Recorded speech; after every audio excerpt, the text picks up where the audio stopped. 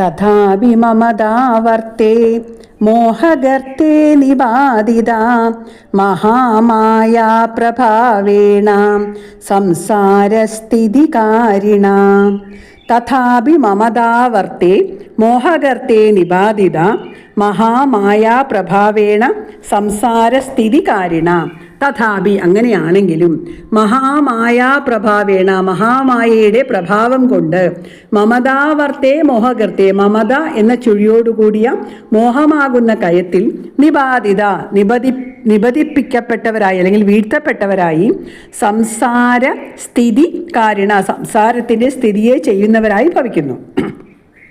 അപ്രകാരമാണെങ്കിലും മനുഷ്യർ മഹാമായയുടെ പ്രഭാവം കൊണ്ട് മമതയാകുന്ന ചുഴിയുള്ള മോഹമാകുന്ന കയത്തിൽ പതിപ്പിക്കപ്പെട്ടവരായിട്ട് സംസാരസ്ഥിതിയെ ചെയ്യുന്നവരായിട്ട് ഭവിക്കുന്നു. മഹാമായയുടെ പ്രഭാവമാണ് മോഹഗർത്തത്തിൽ മനുഷ്യരെ പതിപ്പിക്കുന്നത്.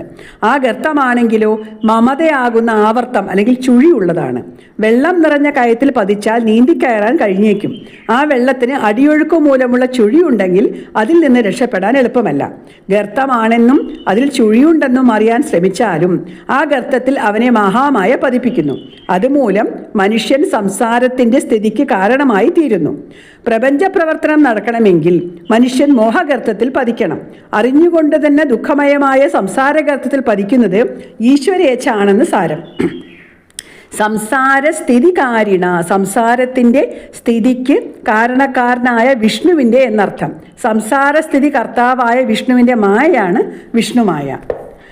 തന്നാത്ര വിസ്മയകാര്യോ യോഗനിദ്രാ ജഗത്പദേ മഹാമായാ ഹരേ ചൈതാം തയാ സമ്മോഹ്യതേ ജഗത്. തന്നാത്ര വിസ്മയകാര്യോ യോഗനിദ്രാ ജഗത്പദേ മഹാമായ ഹരേ ചൈത തയാ സമ്മോഹ്യതേ ജഗത്. മഹാമായ ജഗത്പദേ ഹരേ ജഗത്പതിയായ ഹരിയുടെ യോഗനിദ്രയാകുന്നു.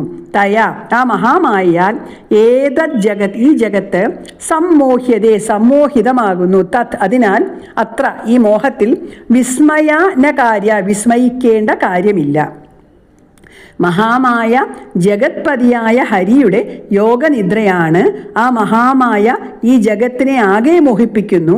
അതുകൊണ്ട് മനുഷ്യനുണ്ടാകുന്ന ഈ മോഹത്തിൽ വിസ്മയകരമായി ഒന്നുമില്ല. മഹാമായയുടെ പ്രഭാവം സൂചിപ്പിക്കുകയാണ് ഇവിടെ.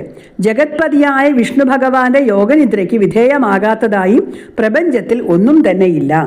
ആ മായ മോഹിപ്പിക്കുന്ന സ്വഭാവത്തോടു കൂടിയതാണ്.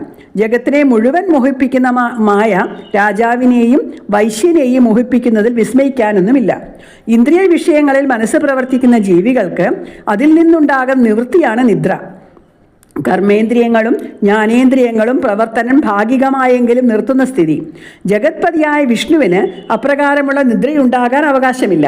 സർവവ്യാപിയും ഗുണാതീതനുമായ ഭഗവാന് ഇന്ദ്രിയ പ്രവർത്തനങ്ങൾ ഇല്ലെന്നോ പ്രപഞ്ചത്തിലെ സകല പ്രവർത്തനങ്ങളും ഭഗവാന്റെ ഇന്ദ്രിയ പ്രവർത്തനങ്ങളാണെന്നോ പറയാം. പ്രപഞ്ചത്തിൻ്റെ സ്ഥിതിയെയും പ്രവർത്തനത്തെയും മറന്ന് ആത്മാരാമനായി സ്ഥിതി ചെയ്യുന്ന അവസ്ഥയെ ഭഗവാന്റെ യോഗനിദ്ര എന്ന് പറയാം. ആ യോഗനിദ്ര തന്നെയാണ് മഹാമായായി പ്രവർത്തിക്കുന്നതും പ്രപഞ്ച പ്രവർത്തനമായി അറിയപ്പെടുന്നതും.